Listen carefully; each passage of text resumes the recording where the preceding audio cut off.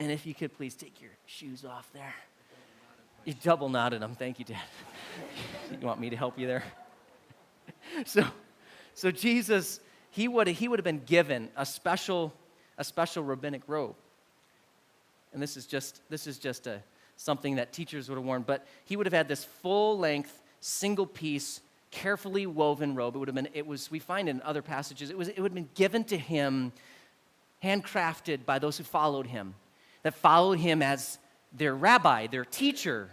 And so when Jesus walked into a synagogue, he walked into town, people would have known, and there's evidence of this all throughout the Synoptic Gospels and the Gospel of John, that they recognized him as a rabbi, as a teacher of worthy to give respect. And so when Jesus walked around and he taught, they recognized him as that. But when Jesus there needs to show his disciples the posture of true love, of agape love, he takes off the symbolism, he takes off all the trappings, what people thought of him, he takes that off, he lays it aside, and then it says he girded himself with a towel.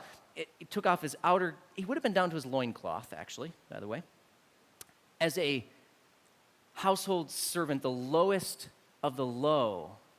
In fact, Andreas Kosenberger says that only even perhaps a non-Jewish slave would have been the one to wash their feet. Think of the ramifications of that. They're all arguing who's the greatest. Jesus takes off his rabbinic title, would have been seen in that robe, and he wraps around him this towel, would have wrapped it around his waist like this. It would have been longer than this, and then there would have been a end of the cloth out to the left, and he would use that to dry his disciples' feet. And so I'm thinking about my dad here, and if you just put your feet over this bowl right here. We didn't practice this, so. And I'm thinking just how much my dad changed my diapers, chased me around the house to try to discipline me, how he taught me how to be a man, still teaching me that, by the way, taught me how to be a father, taught me how to love my wife, taught me how to read the Bible and how to tell stories. Almost every dinner time around our house was Dad telling a story. Always funny. And be an example. And Jesus, he gets down on his knees in the posture of humble servant.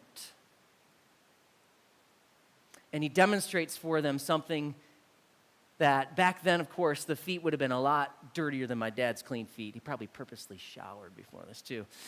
Twice over, and he clipped his toenails. That's a miracle. Those things can be weapons. But they walked around on highways and byways, and there would have been other mammals walking along those roadways, right? Donkeys, cows, chickens. And what do all those animals do? They poop.